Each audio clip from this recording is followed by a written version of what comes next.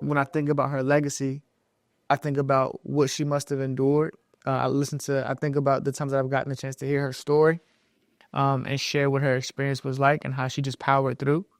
And how when she was doing what she was doing, she wasn't thinking about the hundreds of young students of color, young black students specifically, that were following her footsteps. She was trying to get education. And so I think about that often. Number one, and how it's very, very recent.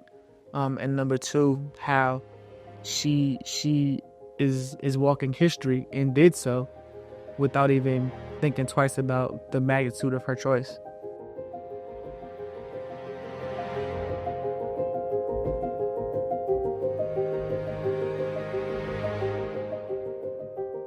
I attended elementary school in Richmond, Virginia.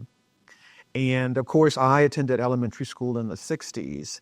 And in the 60s, Virginia was going through massive resistance. They did not want to integrate their schools. After Brown versus the Board of Education, Virginia decided that it really didn't want to get on board with that.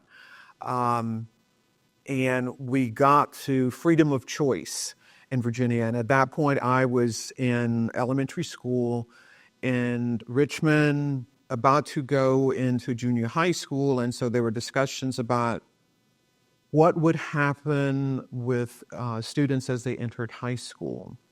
And this freedom of to choose the high school that you wanted to attend, this freedom of choice, really wasn't freedom for black students. We got chosen about this person will go to this white high school, and so forth and so on. And so I was chosen as one of the people to go to Thomas Jefferson High School in Richmond at that time. So we were going to be among the first to integrate the schools.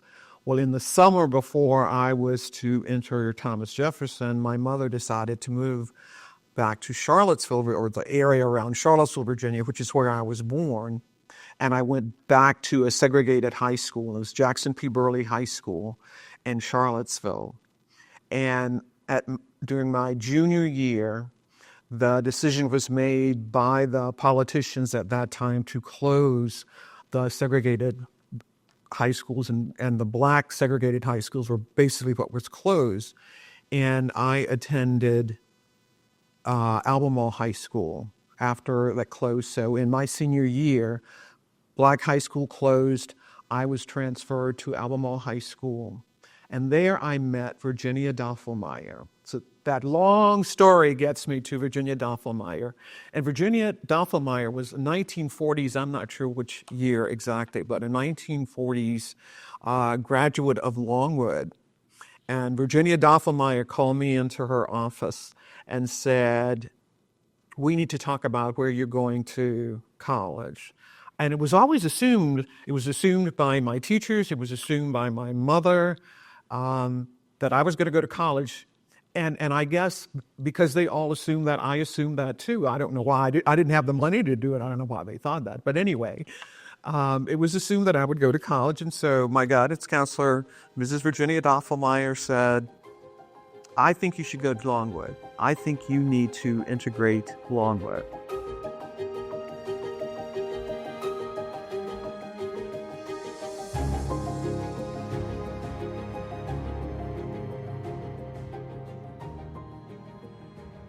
And for her, this Willowbite lady, to put me in her vehicle and drive me to Longwood in Prince Edward County, where they closed the schools for 5 years to avoid integration, that was quite a statement. But she did it. She brought me here to a campus and said, this is what you're wanting to, this is what you're going to do. Not this is what you want to do. This is what you're going to do. And that I needed to be the one to take responsibility to paving the way for other people. And she sold me on that. And so I applied to Longwood and got accepted, and the rest is history.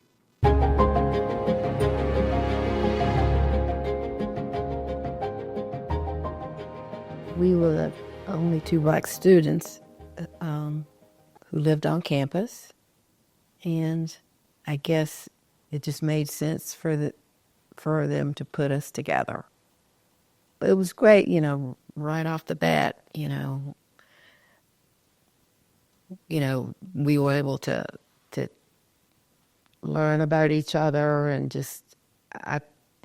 if I remember correctly, her mom was with her and we went shopping I think for curtains. I could be wrong, but I sort of remember the interaction with her mother.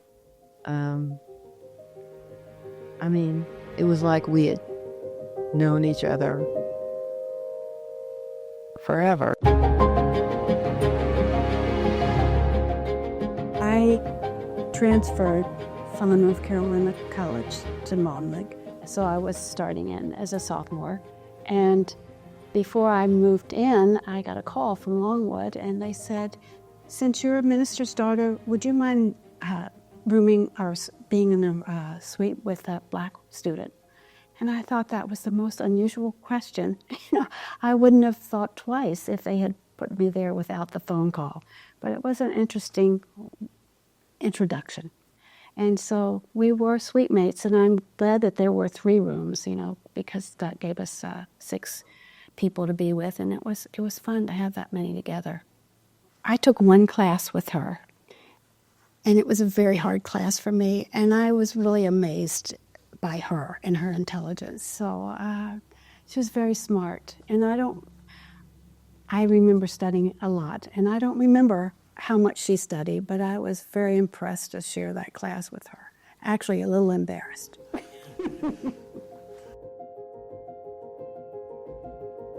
And so I knew that coming into this situation, I would be among the minority. I didn't know exactly what that minority would look like, but knew that I would be among the minority. But I was in a college prep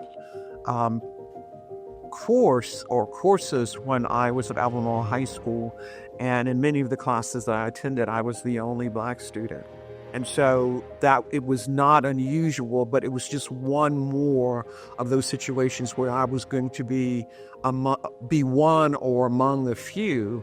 And so that's going through my mind. I'm going through the thought process of I'm entering a community where it could be dangerous. There's the possibility that someone is not going to want me there so much in that community that I could be harmed. I mean, I live in America. I expect those things.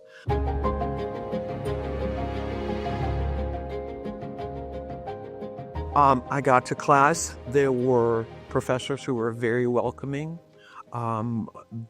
that I engage with in a positive way, and a couple of them are friends today. That's how positive that experience was. There were others who clearly did not want me there and made no bones about it. So I encountered the range of things, but that's also what I encountered in the community. There were people who were welcoming and there were people who weren't. So, again, nobody asked me to leave their classroom. There was nothing that was really outrageous about the treatment. That didn't happen. But it's real clear when you're not welcome. You know that. You can feel that. But on the flip side of that positive thing made Longwood a positive experience for me as well. We met through Diana. Diana had been my suite mate in summer school at Longwood, and then she and Cookie were in the same dorm, suite mates or roommates. Suite mates, I think. So we ended up all becoming friends, and we lived in the same suite junior and senior year. She's a hard worker. She's very smart. We were roommates also after Longwood but had both started to work. She always went in earlier than anybody else. She stayed later than anybody else. She's very dedicated, very devoted. She's just a wonderful friend. She truly is the embodiment of a trailblazer. I think we talk all the time about citizen leaders and making an impact on campus, and she was that for Longwood, the original citizen leader. It couldn't have been easy, be the first Black woman to graduate from this college, but she did it. So I think for her, it's just like a legacy of being a trailblazer and embodying what it means to be a Longwood student. One word to describe Miss Scott? Man, that's tough. You ever met Miss Scott? Empowering. She's a walking heart. I think she's inspiring. Fan. Awesome.